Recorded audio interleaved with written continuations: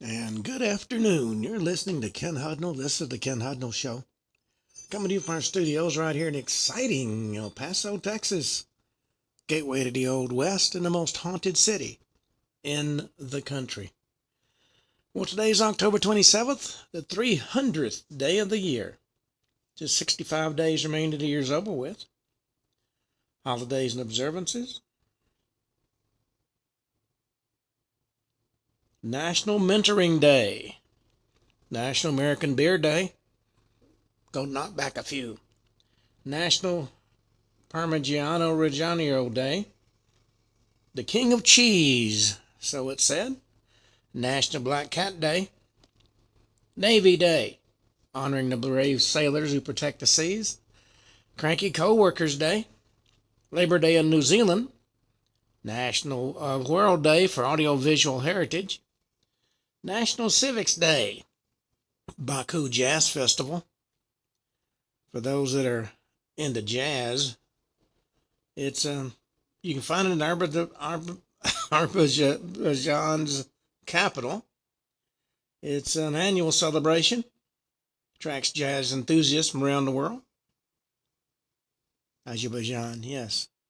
Pomegranate Festival. Shampoo Week. Global Media and Information Literacy Week. Artes Mundi. It's an event that brings the world of contemporary art to life in Cardiff, Wales.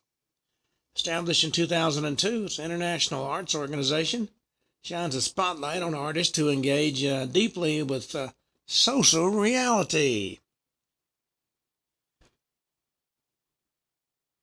Phuket Vegetarian Festival. Chath Puha is a vibrant festival, celebrates and honors the sun, which is seen as the source of all life. Oh, special meaning because the sun is believed to bring health and prosperity and happiness. Alrighty, Truffle Day in Croatia. Red Ribbon Week. Bat Appreciation Week. Famous people born on this date. Marlon Maples. Theodore Roosevelt. Sylvia Plath. Well, on that note, let's see what stories we have in the news, because there's all kinds of things going on. The House Committee, or House Republicans actually, accused Biden's FBI of retaliating against a whistleblower who exposed misconduct. They used a security clearance process to potentially retaliate against a whistleblower and even tried to interrogate his wife while denying her repeated requests for an attorney. That's according to the House Judiciary Committee. In a letter signed by Chairman Jim Jordan, Republican of Ohio, and Jen Kiggins, Republican of Virginia, committee on Monday informed FBI Director Kash Patel the Biden administration used a security clearance interview process to skirt whistleblower protections and investigate Special Agent Valentine Fertitta in 2024. Charlie Kirk's suspected assassin not going to show his face in court. Key hearing's been postponed. Tyler Robinson, a 22-year-old suspected assassin, accused of shooting Turning Point USA founder Charlie Kirk during a campus appearance in Utah Valley University last month, will no longer show his face in a Provo courthouse at a planned in-person hearing later this week. He's due in court on Monday, today, for a virtual appearance where he won't show his face, according to court officials. The judge is expected to weigh in on motions to allow him to wear street clothes in court and bar cameras from the proceedings. But his tentatively scheduled preliminary hearing has been pushed back to January. Yes, he should be given special privileges. Bureau of Prisons confirms Diddy's release date weeks after a 50-month sentencing for federal crimes.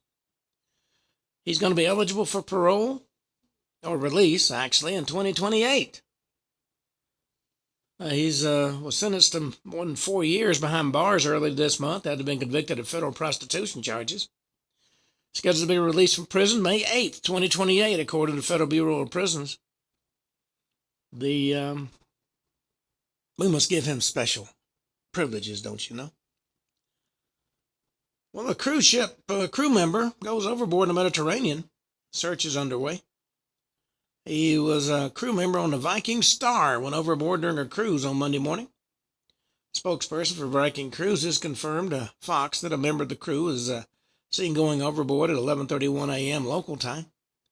Ship immediately activated its emergency response and began a search in coordination with the Italian Coast Guard. Well, inside the Mandami machine, you have Soros cash, socialists, and radical imams. They've all engineered Zoran Mandami's path to power. In late September 2017, Palestinian-American activist Linda Sarsour, once the darling of Women's March and self-declared face of the resistance against Trump, was facing mounting criticism for anti-Semitic remarks and her embrace of extremist views. But appearing in a photo taken on a city sidewalk, she appeared unfazed. Her iconic fist pumped in the air. She knelt shoulder to shoulder with campaign volunteers for city council candidate Kadir El-Yatim. Photo was posted by El-Yatim on the Facebook page he used to promote his campaign, which he lost. But among the smiling faces was a young organizer named Zoran Mandami. We're back for round 2, folks. Celebrity chef has claimed that America's next health revolution is hiding in the grocery store. That's Andrew Zimmern claims America's next health revolution's in the seafood section of the grocery store. He's the Bizarre Foods host and James Beard award-winning chef. Said one of the most dangerous habits of Americans today is they're neglecting fish. Sounds fishy to me. Well, Cuomo is closing the gap on Mandami as New York City mayoral race tightens dramatically in a new poll. Just over a week until Election Day, Zoran Mandami holds a double-digit lead in the race for the nation's most populous city. But former New York Governor Andrew Cuomo is narrowing that gap, according to a new public opinion poll. Mandami is the 34-year-old Democratic Socialist state lawmaker from New York City borough of Queens, who shocked the political world in June with his convincing win over Cuomo, none of the candidates to capture the Democratic Party's mayoral nomination. He stands at 44% support among likely voters in the most recent survey of the race. Now, Cuomo resigned as governor in 2021 amid multiple scandals. He's running as an independent candidate in the general election after losing the primary. He had 34% support in that survey.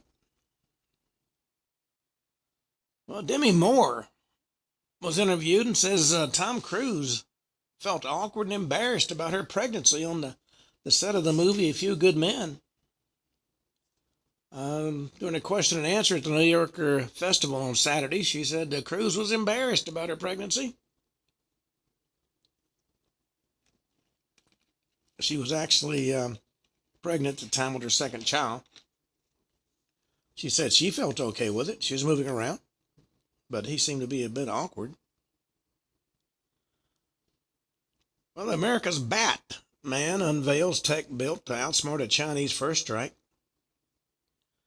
Analysts say China's developed a chilling strategy for fighting a war with the U.S.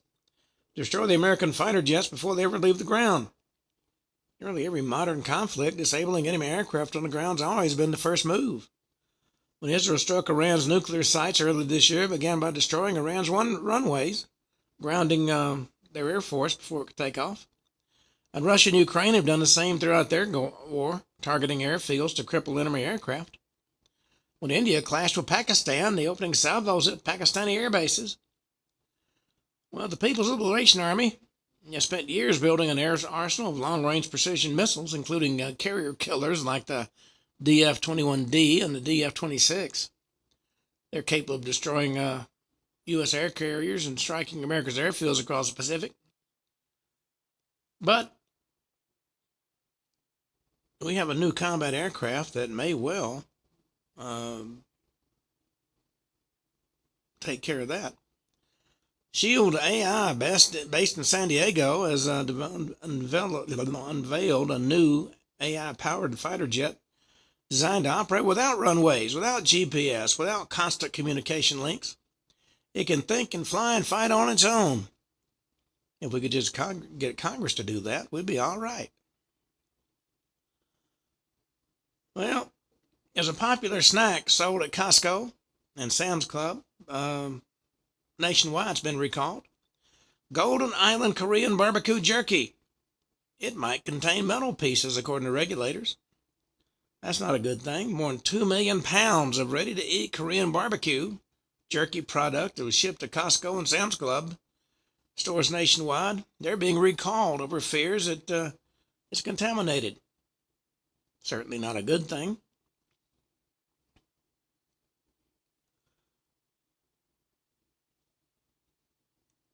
Well, let's see. Fox News' Jesse Waters is going to interview Erica Kirk in her first sit-down since her husband's assassination. The interview with Mark Kirk's Erica Kirk's first sit-down since assassination took place on Utah College campus September 10th. They're going to discuss a lot of topics, including Charlie's legacy, the power of faith in their lives, and timeline of what happened the day he was killed, and the future of Turning Point USA. Waters is going to go behind the scenes with Kirk at Turning Point USA's Arizona headquarters. Jesse Waters' primetime will be live at the Ole Miss campus for the event, which include Kirk introducing Vice President Vance, who set the debate and takes student questions.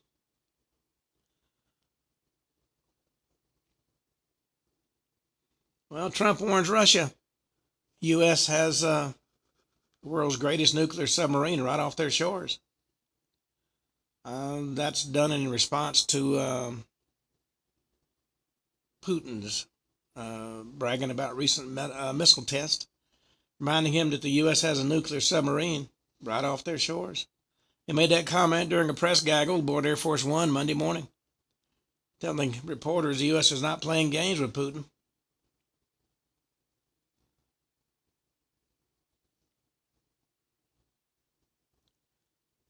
Well, Hamas says it will hand over another hostage body as Trump's 48-hour warning looms. If the latest body is handed over, Hamas will still have the bodies of 12 Israeli hostages in its custody. Trump's deadline is going to expire tonight. Hamas has made no mention of the identity of the deceased hostages set to be released. Within that framework, the Al-Aqsa flood prisoner exchange deal, the Martyr Izz el-Din al-Qassam brigades will hand over the body of one of the occupation prisoners recovered today in the Gaza Strip at 9 p.m. Gaza time. Trump acknowledged on social media Saturday some of the deceased hostages are hard to reach.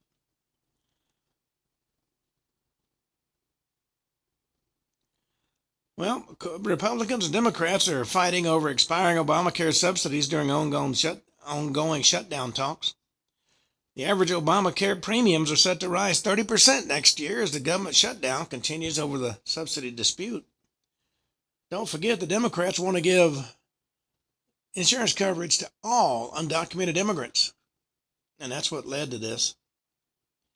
The Republicans and Democrats remain far apart on what to do about Obamacare, how to handle expiring subsidies being the main sticking point in talks to reopen the federal government. Back when former President Barack Obama signed the legislation into law in 2010, he promised it would lower costs for families and for businesses.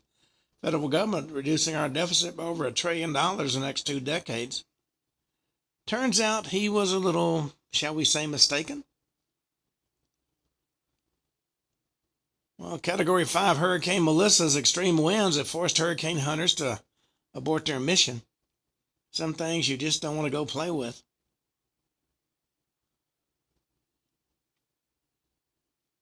Well, CBS News anchor John Dickerson is to exit the network as Barry Weiss-era shakeups begin. Weiss was tapped last month to overhaul CBS News by Paramount's new owner, David Ellison, and been a lot of speculation about how she'd put her stamp on the network. CBS Evening News, which has struggled in the third place behind rivals ABC and NBC since Dickerson and Maurice Dubois began co-anchoring early this year, will mark the first program to be retooled under Weiss. He said for 16 years he sat in as the Face the Nation anchor for the first time. He's extremely grateful for all that CBS has given him. And he says at the end of this year he's leaving CBS.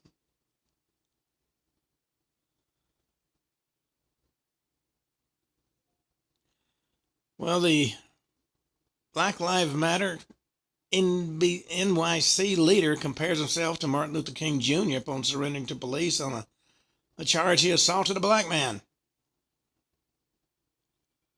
Leader of the Black Lives Matter New York City chapter on Monday turned himself in amid allegations of assaulting a black man during a political rally last week. Hawk Newsom was spotted in Harlem as he sought to surrender to authorities. He believes he's should be the leader of his people. He's accused of punching Manhattan Democratic District Leader William Allen as the protest descended into chaos Friday afternoon. That's according to what sources told the newspaper. Well, Tom Hanks has stunned fans by sharing a bathing suit photo of Rita Wilson on her 69th birthday. He took to social media to give his wife of 37 years a shout out on her 69th birthday. He says this beautiful woman celebrates her birthday today. She's beloved by her husband. And she doesn't look bad in her bathing suit. Tourists fall into the canal in a viral video mishap, blames it on Google Maps directions.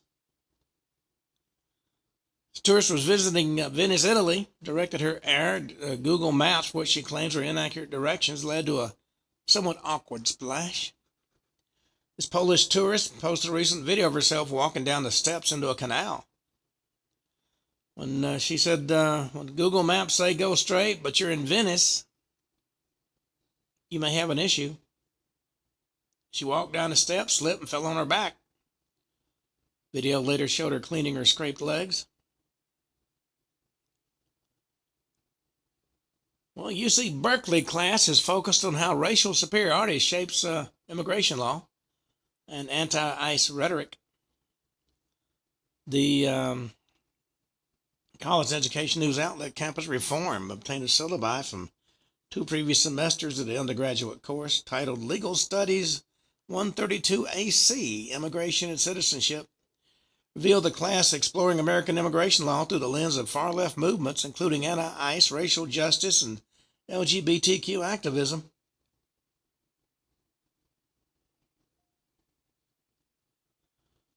Well, a student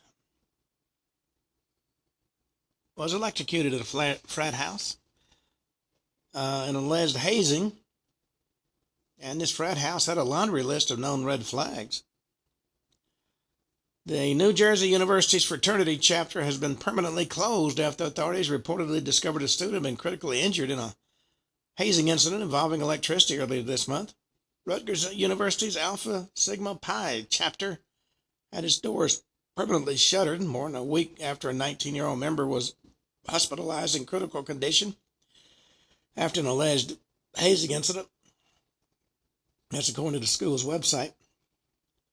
The October 15th incident involved the student being electrically shocked and coming into contact with water. Second student was also reportedly shocked by an electrical current after attempting to pull the victim away from the wire. A parent of a fraternity member told the outlet. I remember my college days, and hazing was certainly a part of a lot of things that shouldn't have been.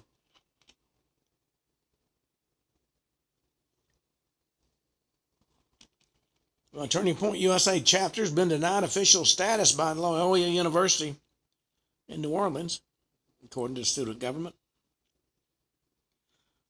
The being denied status denies it the ability to become an official student organization on campus.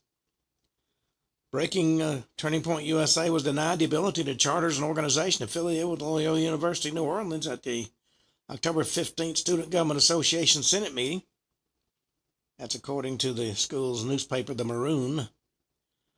That means the chapter will not have access to school resources, including reserving space for campus events. Meanwhile, a Milwaukee-based left-wing blog called Fight Back News that described itself as not neutral or even-handed appears to have covered the October 15th Student Government Association meeting, where the SGA Senate denied Turning Point's ability to charter or become an official organization on campus. The Loyola New Orleans website says that 5 or more students interested in founding a campus group can apply to do so. Assuming certain application conditions are met, the SGA vice president forwards a chartering application to the SGA Senate for review. Well, didn't happen this time.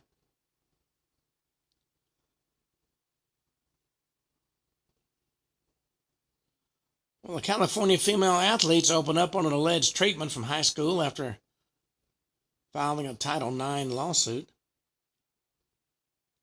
California high school students Hudnall and Lisa McPherson are suing their school district over alleged Title IX violations within their girls' volleyball team.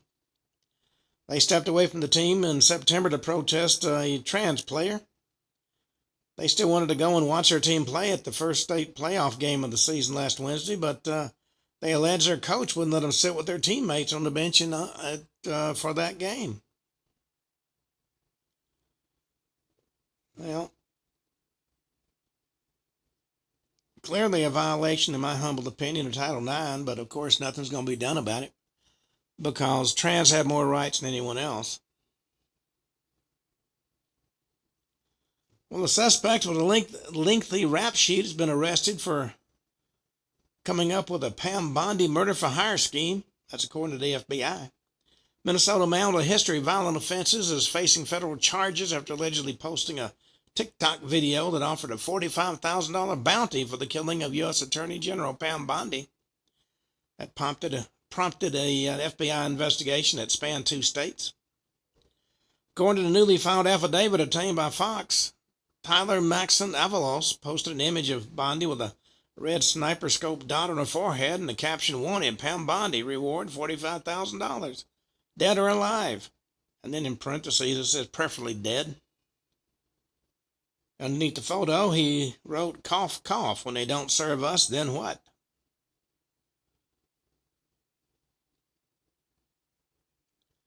Well, Trump admin warns 42 million Americans could lose food stamps as the shutdown continues. U.S. Department of Agriculture said it doesn't have the ability to independently reshuffle funds into the Supplemental Nutrition Assistance Program, or SNAP, commonly known as food stamps. That's according to a memo obtained by Fox News Digital. Due to congressional Democrats' refusal to pass a clean continuing resolution, about 42 million individuals will not receive SNAP benefits on November 1st. I hope the Democrats are happy.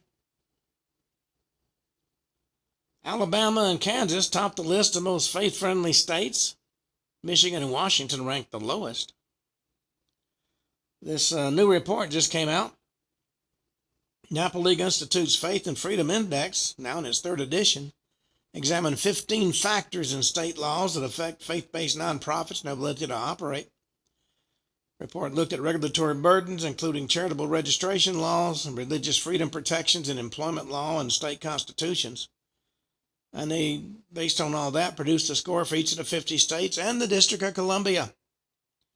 Alabama was 72%, Kansas 69%, Indiana 68%, and Texas 65%. Mississippi was 63%. Those 5 states got the highest overall scores. All right.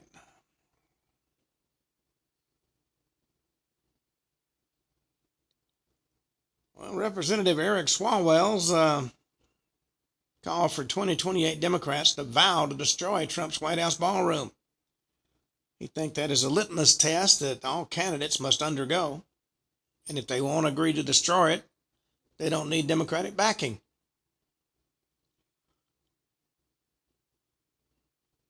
And finally, Cuomo is claiming his 34-year-old rival for the New York City mayor has never managed a budget. So if he should get in office, it's going to be a disaster. All right. Well, all that having been said, let's go to our topic for today. We're going to be talking about one of the strangest continents on the planet, Antarctica. It's the planet's southernmost continent. It's actually a giant island of ice that's remained a source of great interest ever since it was discovered by human scientists and researchers and explorers. For the past few centuries, it was considered a large wasteland of ice with nothing there more than maybe a few flocks of penguins. But in spite of that, as sailors and researchers and adventurers pushed deeper into Antarctica, strange anomalies began to appear, making it appear there was more to Antarctica than was first believed. And not all these discoveries were made by making the trip to Antarctica, but by way of previously unknown ancient documents and maps, which seem to have recorded hidden knowledge about the South Pole. Some of the most unusual discoveries were actually made from reviewing ancient documents and maps, which seem to have recorded hidden knowledge about the South Pole. Some of these documents actually date back to the Renaissance, but there are actually some that date back much further. The Piri-Reis map, for example, is a map that dates back centuries, but is believed to be a copy of another copy, and the original just might date back thousands of years before that. This particular edition of the map was made by Admiral mapmaker from the Ottoman Empire by the name of Piri-Reis. His edition was made in 1513. Now, this map was at the leading edge of knowledge as it pertained to what was then the known world. And although the Americas had just been discovered a couple of decades before that, a rough outline of North and South America were also included on the map. But the most stunning thing about the map was that it had details of parts of the world that weren't generally known at that point in time. Now, America had just been discovered. If you remember, Columbus sailed the ocean blue in 1492, which was only, 21 years before that? Now, the discovery of America certainly seemed to expand the scope of knowledge around the world. But at this point in time, nobody even knew Antarctica existed. But this all-inclusive map showed a landmass at the bottom of the planet that says to depict the Antarctic continent. Not only showed Antarctic's coast, it also seemed to show how it might look without snow and ice on its surface. In fact, this map contains an accurate depiction of an ice-free Antarctica that can only be recreated with modern ice shelf penetrating sonar imaging is rather astounding. And of course, save for a great imagination, the question remains as to how anybody from this time period could come up with such an accurate depiction of an ice-free Antarctica. Now, there would have remained a historic anomaly if it wasn't for the fact that the Piri-Reis map is not the only historic document pointing to an ice-free Antarctica.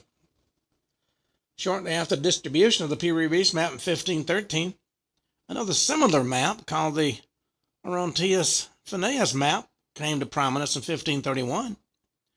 And then in 1739, another map, the Philippe Bock map, came out. It's also depicted a southern landmass, which was still unknown at this point in time.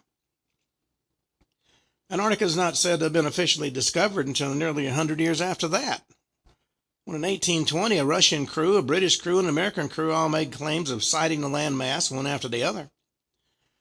And of course, it's still a matter of debate as to which of these nations can make the rightful claim of being the first in modern history to actually see the shores of Antarctica. The fact that map makers prior to these in-person visits seem to know what the coastline would look like is somewhat uncanny.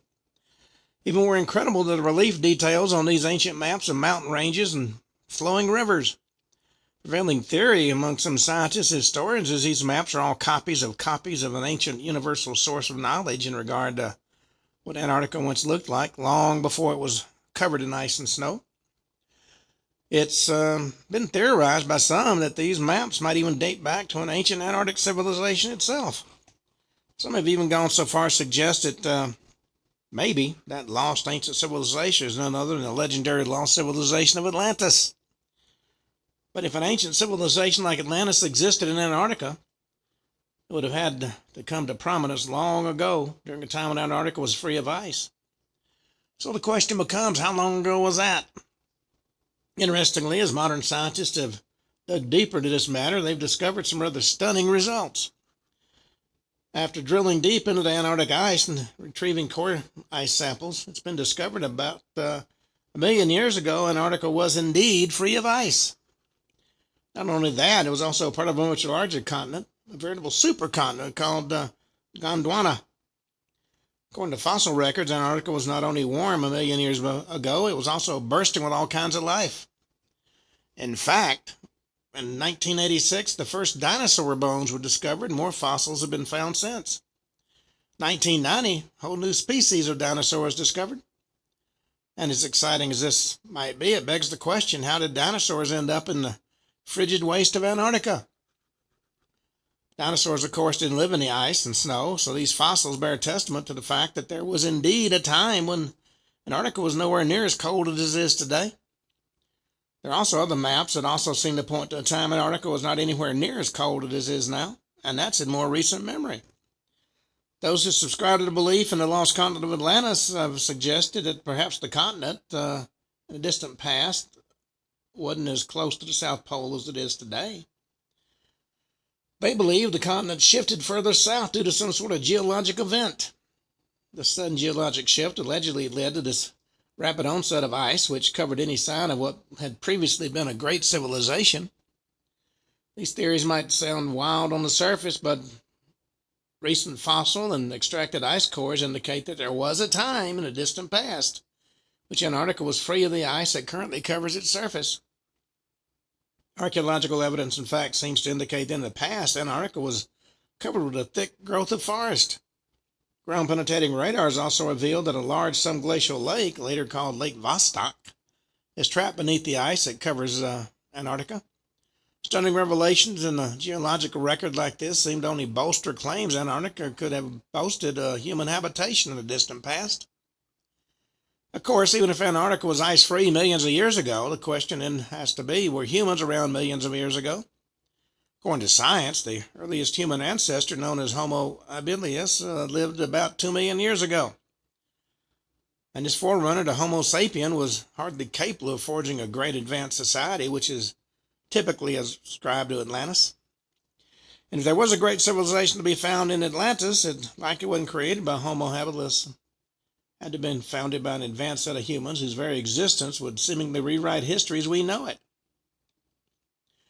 Well, in standard historical text, human civilizations began about 5,000 to 6,000 years ago, give or take a few centuries. It was around this time the oldest known civilization in Western Europe, Mesopotamia, came to prominence. But now comes the question, what if there was some lost chapter to this story? Or maybe a whole backstory that most people never thought possible? And could Antarctica be the key piece of this missing story? It's in Antarctica we find buried under the ice and snow ancient remains of plants and animals and lakes and even whole forests. Another startling find was the dredging up of the bones of the Cryolophosaurus, which is a huge dinosaur that could only thrive in warm regions of the planet.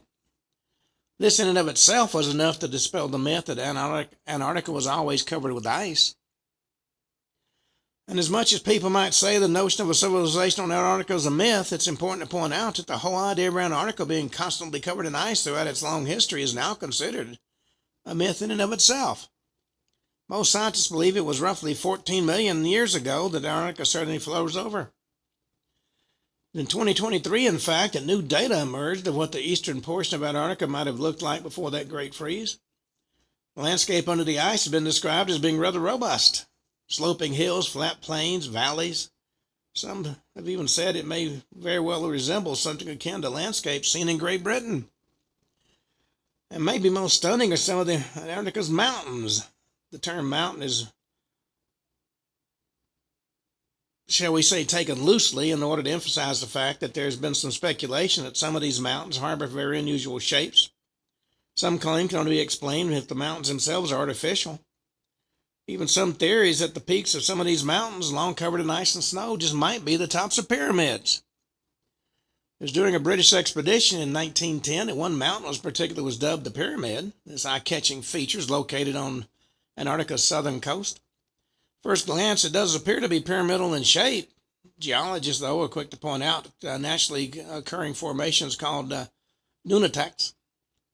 These formations are created by way of ice formations, gusty winds, and frigidly cold temperatures.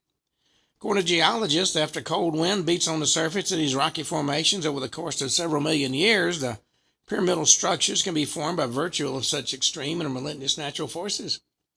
Nature, or one might say the natural laws of physics, do indeed create interesting formations. There's no question about that.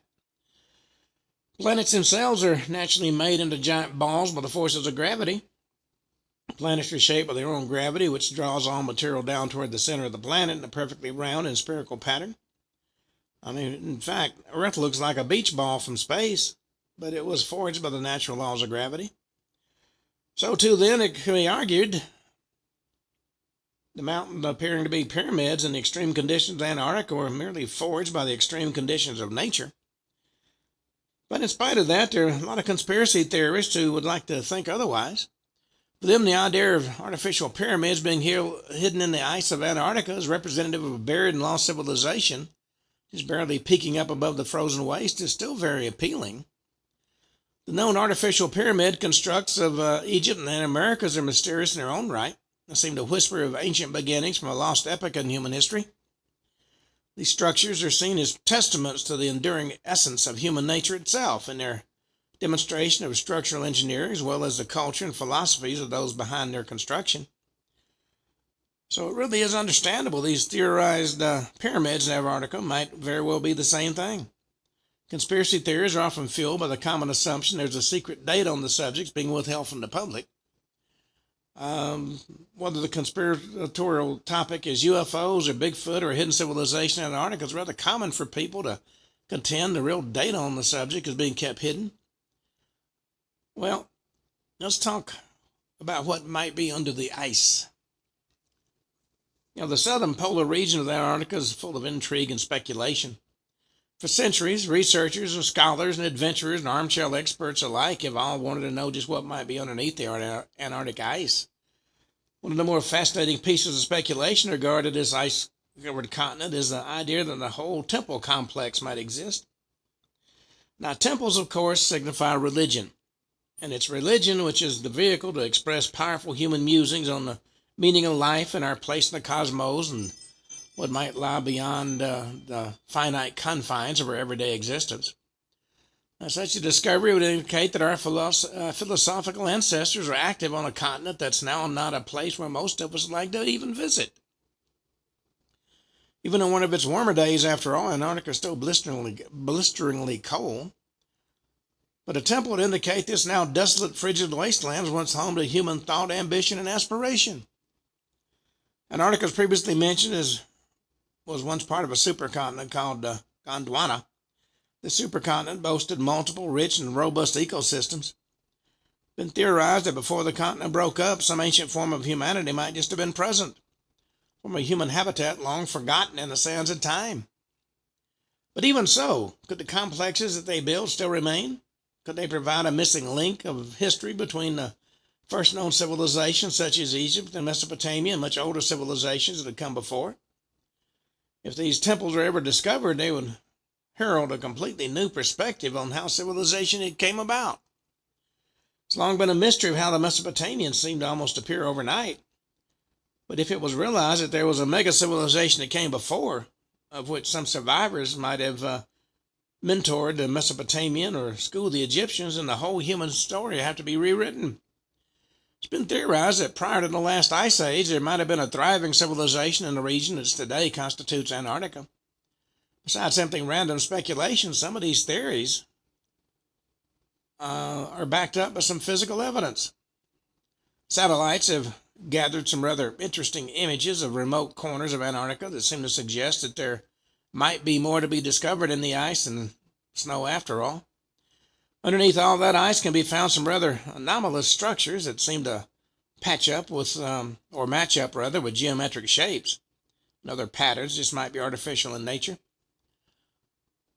Besides this eye-in-the-sky view of remote parts of Antarctica, there have also been supposed to have been some rather startling finds by way of direct in-person expeditions to the region. Not everybody believes these accounts, of course, and some dismiss them as sheer fantasy. But there's a theory that not only temple-like structures have been found, but also various kinds of advanced technology. We're talking space-aged advanced technology. Although there is a significant lack of proof of these incredible tales, they still spark the imagination of the public all the same. These tales seem to ignite our human yearning for a greater connection to the very dawn of human existence.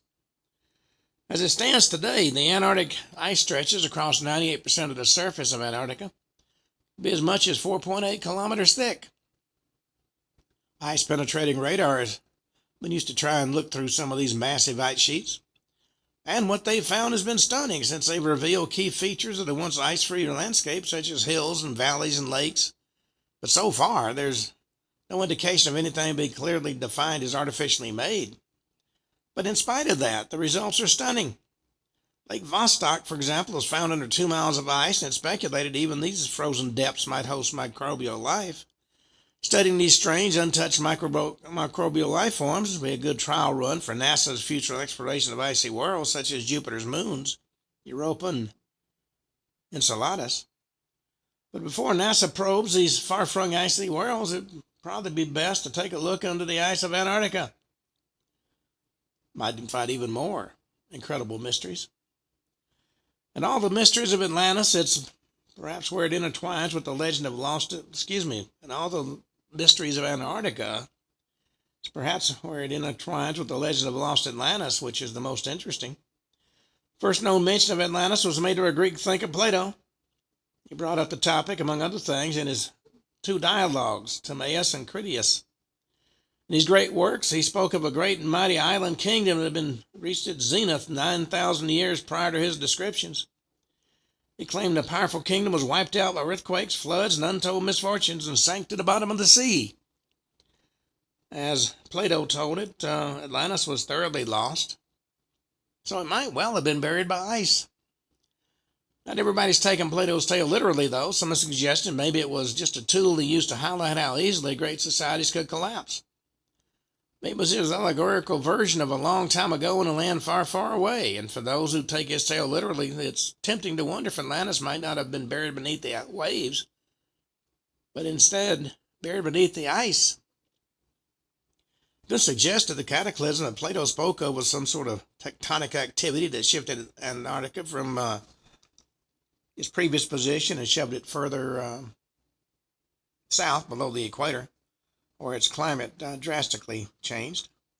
Those who subscribe to this theory often make reference to the work of one Charles Hapgood. He was a professor who first spoke of so-called earth crust displacement in the middle of the 20th century. His work indicated the crust of the earth could entirely shift over the planet's mantle, leading to the sudden relocation of continents.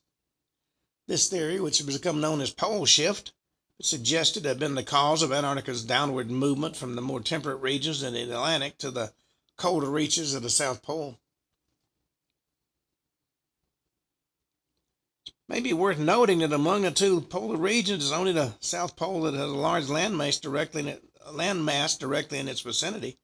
The North Pole does not. The closest landmass to the planet's North Pole is Greenland, which is not directly on top of the North Pole of the planet. It's 440 miles from the North Pole at its closest point, and the pole itself is actually in the middle of the Arctic Ocean. You could imagine, though, a shift in continents, which might lead to Greenland moving further toward the North Pole and finding itself even more encased in ice than it already is. Scientists, in fact, claim that Greenland's already moved about 500 miles northwest in the last several million years. Greenland itself was probably much greener and further south of the North Pole than it is today. Well, considering as much of Greenland could slide north, then it stands to reason that Antarctica just might have eased south, so to speak. Could it have been this slide that caused the advanced civilization of Atlantis to freeze over? And if Atlantis does exist, it could very well provide a missing link to the puzzle of ancient civilization itself. If huge pyramids and megaliths are discovered in an Atlantean civilization that's been preserved under the Arctic ice, it might provide a direct link between countless other megalithic structures all around the planet, such as the pyramids of Mesoamerica and Egypt, as well as Stonehenge in Britain and the giant statues of Easter Island. Some have speculated as Atlantis became uninhabitable, refugees from Atlantis took to the ocean and migrated north and east and west. Some landed on the African continent, made their way to Egypt. Others ended up in the Americas and founded civilizations such as the Maya and the Aztec and the Incas, leaving pyramids as their enduring legacy. Some might have also ventured to Easter Island and forged the iconic large Easter Island statues that we find there. Still others might have trekked all the way to Britain to forge Stonehenge. Maybe sound far-fetched, but for those who like to connect the conspiratorial dots, it's indeed food for thought. Well, now that we've talked about some of the legends and myths surrounding the ice-covered reaches of Antarctica, let's talk about the known recorded history of that region. As I mentioned earlier, the modern history of Antarctica begins in the first half of the 1800s.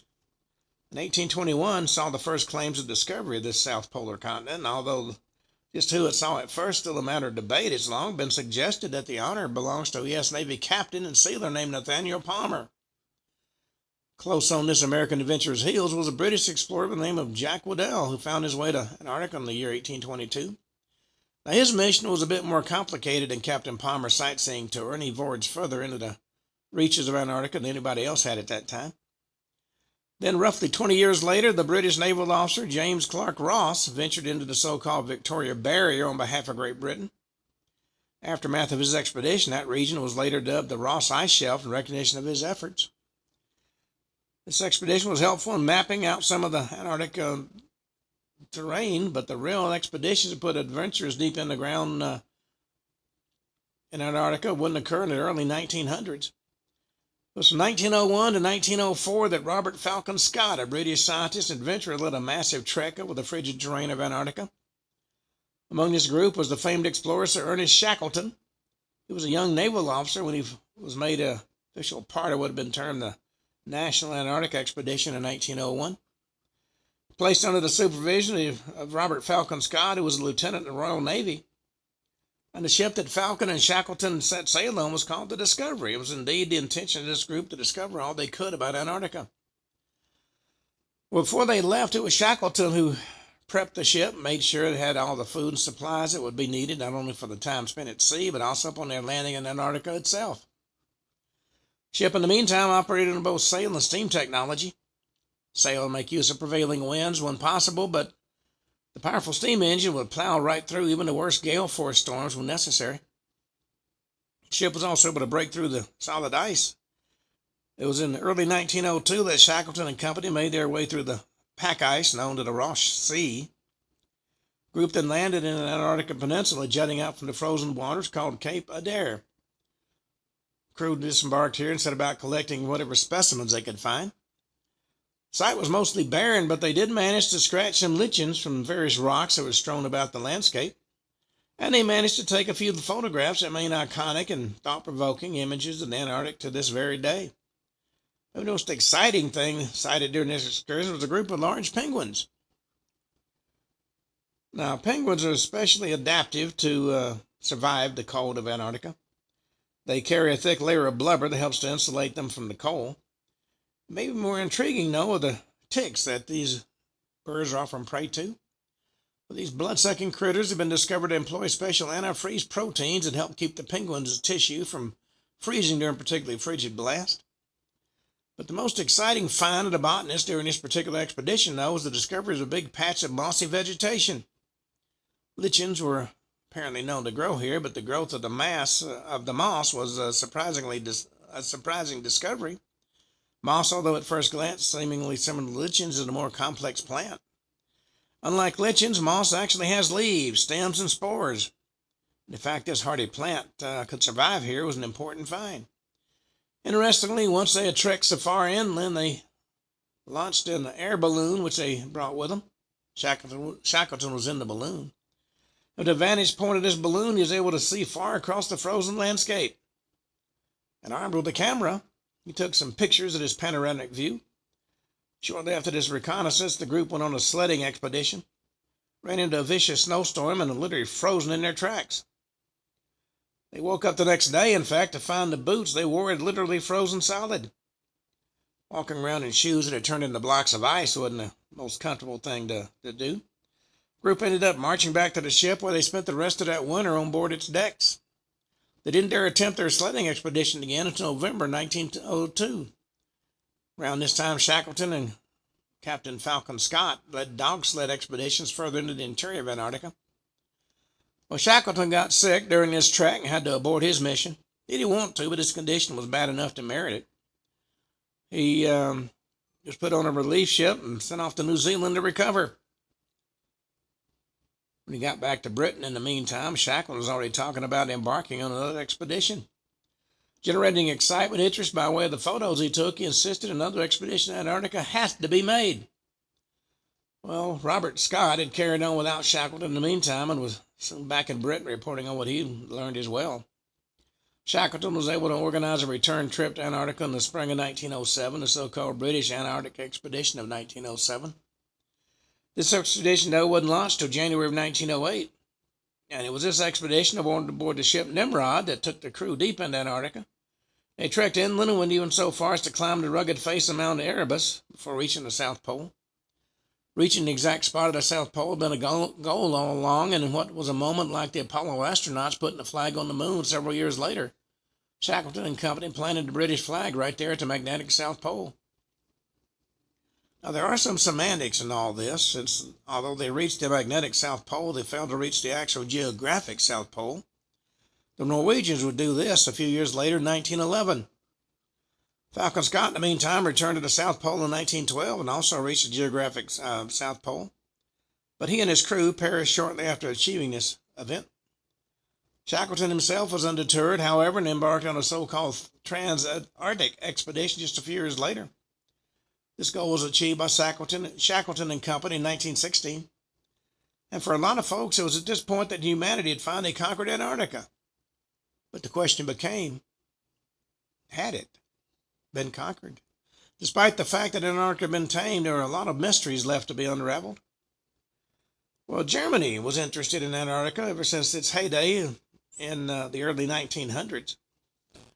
Germans, in fact, sent their first expedition during this period. It was in 1901 the Germans launched a so-called Gauss expedition. Not a whole lot came from this mission, but it sparked a deep interest from within the German people.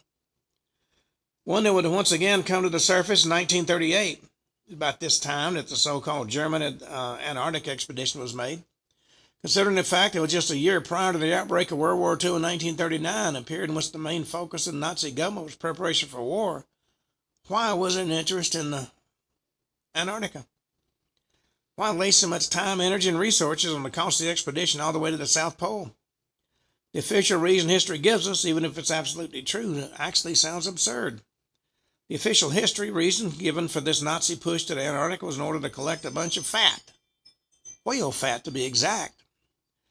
It sounds ridiculous, but according to the history books, whale blubber was the prime motivator for the Germans' 1938 Antarctic expedition. It said the Germans were inspired to gather the fat of Antarctica's land in order to avoid some of the pitfalls they had suffered during the First World War, namely shortages of the key products such as margarine, of which fat was a main ingredient. Supposedly in light of the several terrible shortages experienced during the previous war, they came up with a harebrained scheme to stock up on as much whale fat as possible so that Germany would have plenty of oil and butter and lard during the next go-round of all-out global war. It's been said that prior to this stocking up on whale blubber, Germany was a consumer of vast amounts of foreign imports as it pertained to artificial butter products, also known as margarine, and this dependency on foreign goods could have created massive shortages on German shelves if a war broke out. Now, Britain, after all, famously blockaded Germany during World War I, and as a result, many frustrated Germans began to wake up in the morning to find that they didn't have any margarine in there for their toast. Not only do that, there was actually a shortage of soap, since a lot of soaps depended on fat as an ingredient. As a rather shocking and disturbing aside, you can't help but consider some of the worst depredations of the Holocaust during World War II. It's long been alleged that fat was actually procured from concentration camp victims in order to make soap. Now, you might find that sickening, and it's beyond disturbing if it's true, but it's a clear testament to the warped and mad pragmatism of the Nazis and a determination to find any means possible filling any gaps in their inventory. Just imagine some deranged Nazi official in a closed-door meeting reacting to a British blockade, demanding if they blockaded our ports, we'll just turn people into soap. Well, that's sickeningly absurd, but multiple sources insist it really did happen. Now, there's some who deny it, but even those who would like to deny the possibility of such an egregious trespass, they wouldn't put it past as efficient and innovative evil Nazis to have at least considered it. During World War I, whale oil had already been experimented with as a substitute ingredient for making of butter, margarine, and it was supposedly pursued as well blubber substitute that was the main reason for this great trek to Antarctica. Considering the strange-sounding official reason given behind his massive pre-war German expedition, you shouldn't be surprised that conspiracy theorists might explore alternative explanations. Some claim the real reason was in search of nothing short of ancient Atlantis, or some other similar ancient civilization was believed to have been buried beneath the ice. The expedition left Hamburg, Germany, December 17, 1938. Got to Antarctica January 19, 1939. The expedition set up a temporary base on the coast, began surveilling the surrounding land. They even used seaplanes they had brought with them for this purpose, taking extensive aerial photos of the region. The team returned to Hamburg, Germany in April of 1939. It was during that August that Germany officially declared war control over the site that the team had surveyed in Antarctica. It was then, the following month, that Germany invaded Poland and World War II began. So at this point, you have to really ask the question, was that pre-war trip really just about whale blubber? Or was there more to the story? Even stranger was his mission, considered a top-secret state matter. Nazi henchman Hermann Göring, who was heading the German Air Force at the time, classified the mission as a secret Reich matter. Whether it was over whale fat or not, the mission was given top priority, considered a grave interest to the German state. On that note, we come to the end of today's show. We'll be back tomorrow and talk about the real reason the Germans went to Antarctica. Until then, this is Ken Hudnall for the Ken Hudnall Show saying have a truly great evening.